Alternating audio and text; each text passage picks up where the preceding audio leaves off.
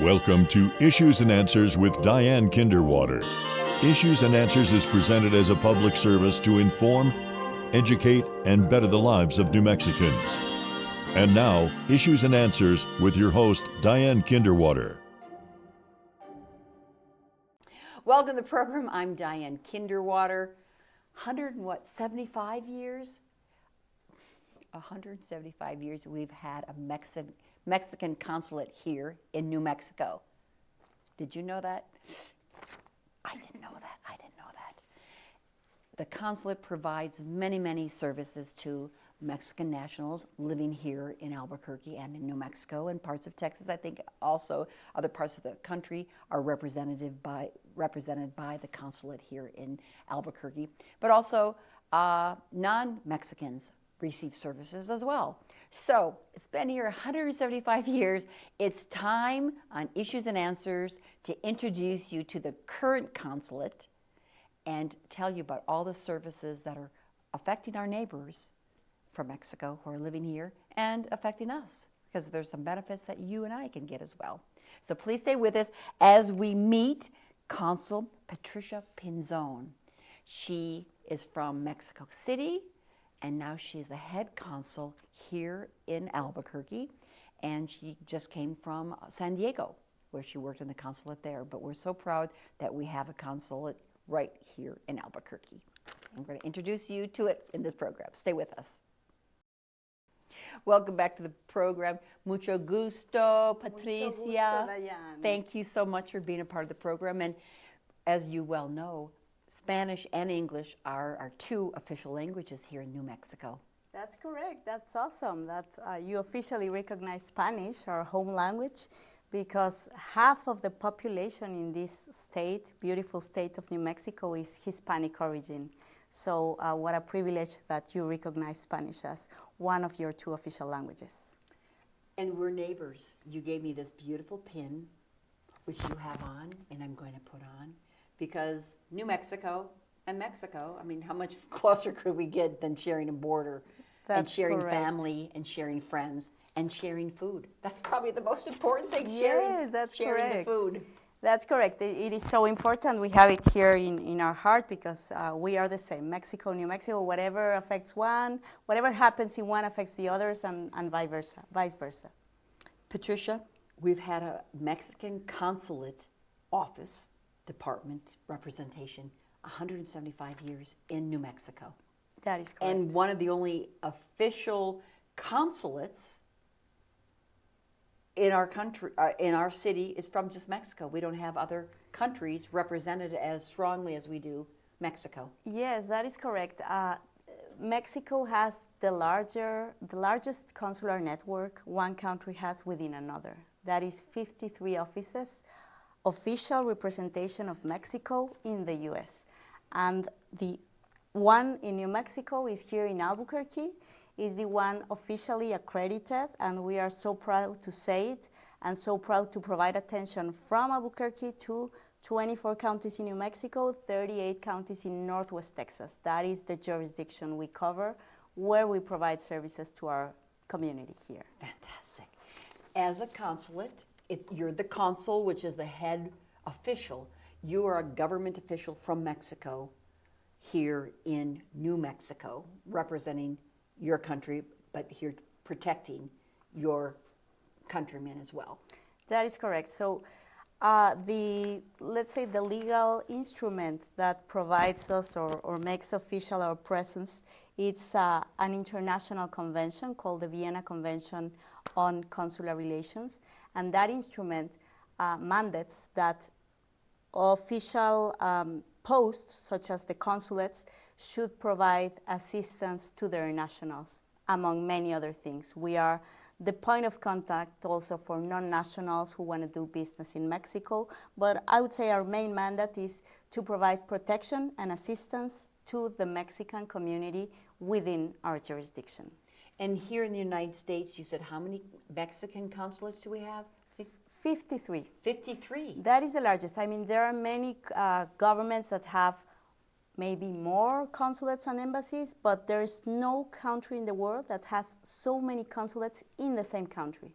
And that, of course, responds to the huge amount of Mexican nationals living in the United States. Mexican origin are around 37 million in the United States. I'm talking about the broader image. Right. But 37 people who were first, second, or third generation Mexican nationals living in this country. That is why we have so many offices in the United States to assist our nationals. And we're going to, of course, talk about all the services you provide Mexicans living here in New Mexico and Northwest Texas. But for non-Mexicans, there are services as well, and one of them is obtaining visas. But I don't need a visa. Do I to go to Mexico? Not to travel, yes, to live. If you want to, for example, to live, to do economic activities, to work, and other stuff, you would need some kind of permit from the Mexican government to be there for certain length of times. If you want to go and live as a permanent resident there, or to open a business. So for all these, non-Mexicans can come to the consulate and get the counsel to start a process in Mexico. So again, as a traveler, to go to Mexico City, to go to Ciudad Juarez, I don't need a visa. You don't need a visa. Give me some kind of case examples of Americans. I've heard of people go, I mean, I don't sound so ignorant, I've heard of people, but people who want to live in your beautiful country. Yes. And what are they called? They can be like permanent residents. Permanent residents. Yes, or they can be like foreigners doing business in Mexico. Some of them want to invest their retirements somehow, do business, or just live in one of these beach beautiful complexes. Yes, those are the ones I'm talking about. Yes, so they come to your office and make a request. They do better to do it here than go down to Puerto Vallarta or to Mazatlan and start the process totally there. better, not just for visa issues, but also like for all kind of counseling, preventing fraud. For example, there's a lot of fraud in timeshare buying. So any official recommendation, they are welcome to come to the Mexican consulate, and we can always give some counsel like, this is official, this is a scam. If you want to go travel, go visit, and then when you are back, if you want to go permanently, then come back and we can help with this paperwork. So any orientation, people are more than welcome to come to the consulate. Wow, okay. And any changes that you've seen? Of course, you've been here just a year, but that you've known as, are there more new Mexicans wanting to live in those beautiful beach communities? I mean, I'm saying, I know some friends who are becoming nationals, and maybe because of politics here, they want to become a permanent resident in Mexico. Is there an upswing in that? Do you know? Yes, we've seen an increase. I've been here for a year and a few months, so I've seen somehow a change from the last year to this year. And what are you seeing? In two things. Visas is, I would say, a slight change because there are not so many requests, but still we have more consultations than last year. What I've seen more is, what we've seen at the consulate is the request for double nationality, because a U.S. citizen born to a Mexican mother or father can apply to the double nationality. And that increase has been a lot, like more than 50% increase in the request for double nationals.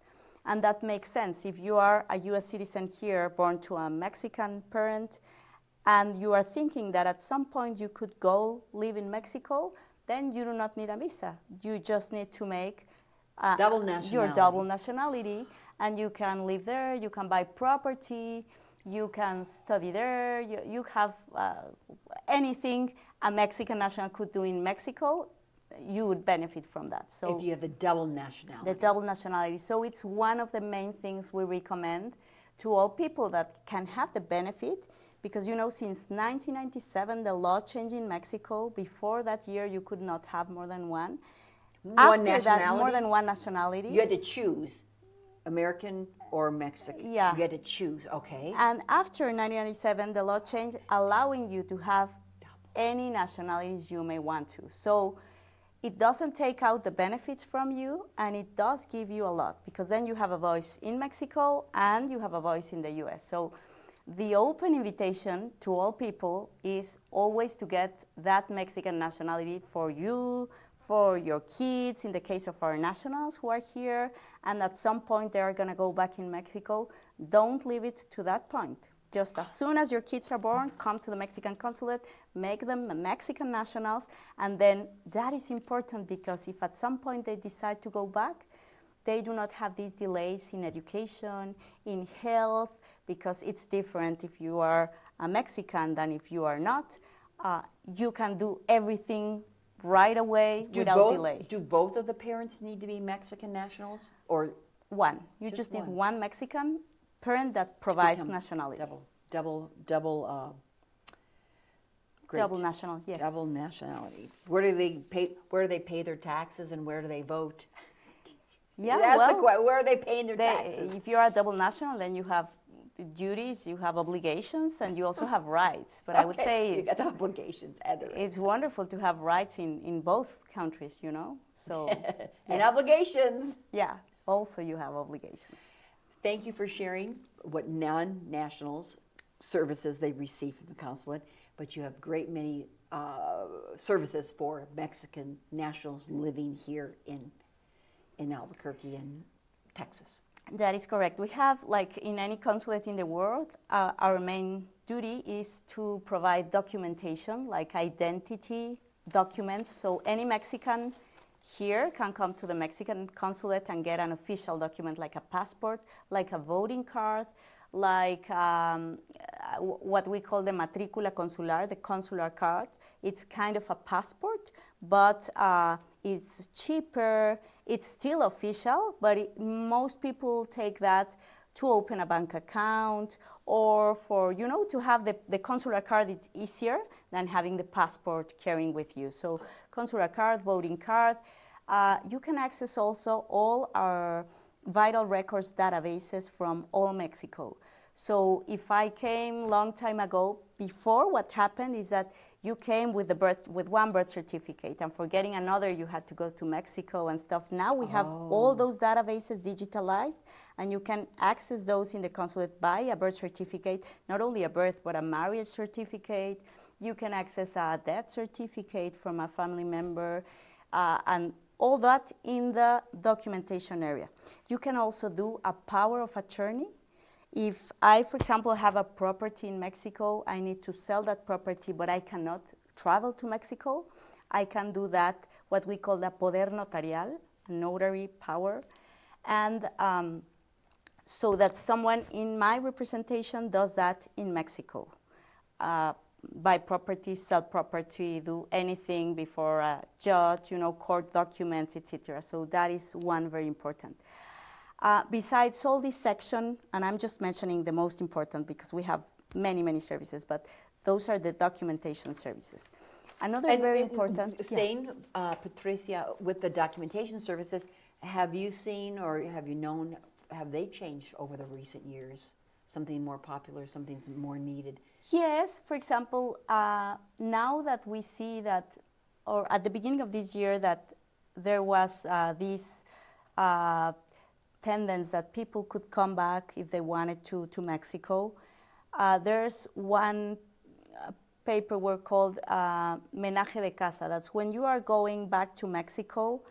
If you want to take your property, you have to pay taxes, of course.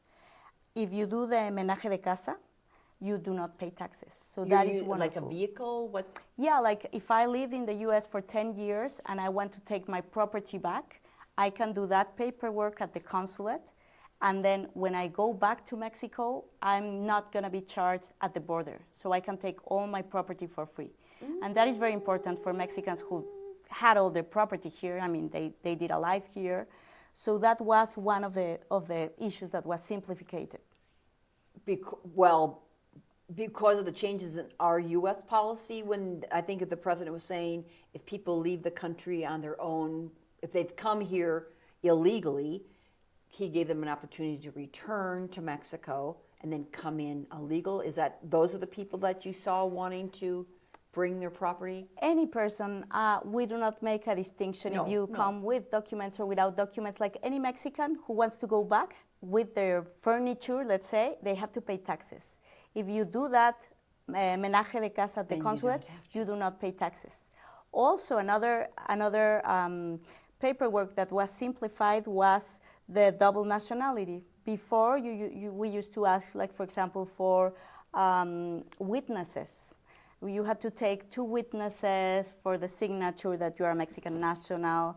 You had to do a lot of proof documents. All those were simplified because we want to facilitate people who have the right to double nationality to just go and make it, you know? So those, among many others. So during the last months, during the last couple of years, there have been a lot of efforts from the Mexican government to do to take away bureaucracies, to make things easier for Mexican nationals, and documentation section has been a great proof of that. How many people do you have working at the consulate? We are 24 people. That's large. That's large, yeah. It's well, that's large and not, because we serve a large jurisdiction. But we are 4 members of the Mexican Foreign Service and 20 local employees. So the members of the Foreign Service are rotating among consulates. The local employees are local colleagues that work at the Mexican consulate in any of those departments. And I would say it's one of the most trained, beautiful serving team we have in any of the consulates. Our team is the best one, both the local and the Foreign Service members, if I may. Thanks to you, the head. No. We're going to go into the other services. How is a consulate different from an embassy? So embassies deal basically with issues between countries. Let's say a treaty. You are negotiating a treaty, so it's going to be the Mexican embassy in the U.S. that negotiates with the U.S. government. Consulates serve their nationals abroad. So we do certain things that we're going to go over, those that have to do with countries, but specifically we serve our nationals. And the Mexican embassy in Washington also has its consular section that deals with all these things intended to serve the population. The population on the East Coast. Yes. Okay, so they have the embassy and a consulate service. Because I know of American embassies abroad, they help the American embassies. Would we have American consulates abroad too, or is it mainly embassies? Because I've known the embassies help Americans abroad with a number of things, but I don't know if they're called consulates. Yes, it's the same. The U.S. government also has embassies and consulates. They have our embassies in Washington, D.C. The U.S. embassy is in Mexico City, and the U.S. has consulates in main cities in Mexico. They have a consulate in Tijuana, in Ciudad Juárez, Guadalajara. We have those consulates in 53 cities, plus the Mexican embassy that's in Washington, D.C. And just one embassy. There's really one embassy. And then one embassy between governments, and many consulates between citizens. That's one service, the documentation. And simplifying is amazing. That's a lot of change. And simplifying is good. Yes, always. Who wants to deal with paperwork? And witnesses and all that. So that's fantastic. What's another popular? Another very popular, and I would say the core area of the consulate, is the Protection and Legal Affairs Department. That is intended to assist Mexican nationals in dire straits, to provide legal assistance, to visit people who is maybe in detention, to visit people in jail, to talk to people who is in removal proceedings, in deportation proceedings, to assist family. We have, for example, a service of transfer of remains back to Mexico. When a loved one dies here, it's something that it's not very, people do not talk about this, but it's very expensive. So besides the pain you have for you miss your loved one, you are in a foreign country, and besides that, you have to pay tons and to deal with paperwork because you have to cross the border back. So all those services are facilitated by the consulate, both in paperwork and in financial assistance to move your loved one back to Mexico. Oftentimes, and we're going to talk specifically, and I saw online that you went and you visited people who are Mexicans who are incarcerated to see if the standards are up and that they're being treated correctly. So that's a job that you've gone and done. Yes, that is very important because every person, even in jail, has basic rights, and we have to make sure that those rights are respected. One of the most important things consulates have is the access the permanent access to detention centers, the permanent notification, because we collaborate a lot with the authorities, with law enforcement. Whenever there is a Mexican in jail, they have the opportunity to call the Mexican consulate for assistance. Our numbers, our toll-free line is in all detention centers. That is something really, really important. Even in the worst, in the pandemics, in the moments where everything is in shutdown, the Mexican consulate has its permanent access to detention centers and to wherever places their nationals are. And this is something we have to thank, of course, international law and Vienna Convention, but in particular, law enforcement and local authorities. New Mexico is absolutely awesome in consular access. They honor all the time our right to go to county and to state detention facilities. We work a lot with the federal, with the ICE detention centers. Our team visits every day the ICE processing center, and I can say there's no problem at all in accessing our nationals and in providing the services they need. And that's the immigration and? The immigration and customs enforcement. Where is the facility here in Albuquerque? Here we have the ICE processing center. That is one here near downtown, and then we have two in Torrance and Cibola. Ah. Yes, that is like for a longer detention. But all those are visited by our staff. And of course, I, as the head of post, have to make sure that the facilities are adequate. And law enforcement and authorities here, wardens at the prisons, have been extraordinary in allowing our access as it should be, of course.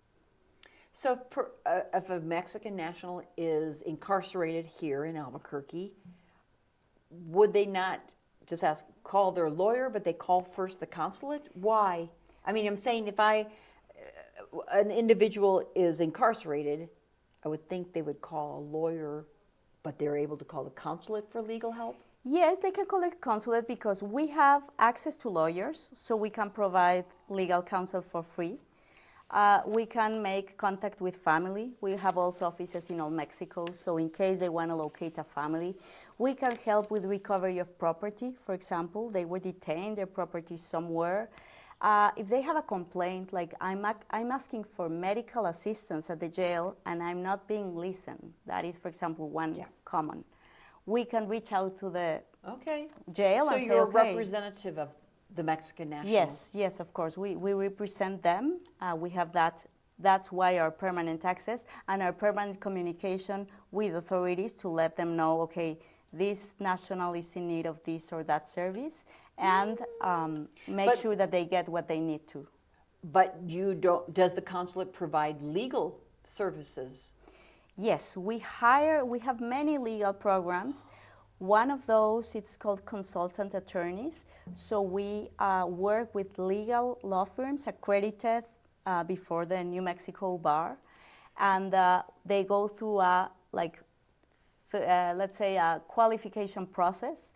They have to have good reputation, they have to speak Spanish and many other things. And once they pass that process, we get them what we call a constancia, a recognition of abogado consultor, and then they can provide legal counsel, pro bono counsel to our nationals. And that's awesome because that's also a way to prevent fraud. There's a lot of fraud. There's a lot of unscrupulous attorneys that charge a lot of money in cases that don't even have merit. So our program of pro bono consultations helps You're taking in preventing advantage of someone in a different country helps who doesn't know what rights they have. Yes. It helps in preventing fraud, and also, if that case has merits, we can pay or assist in paying your case.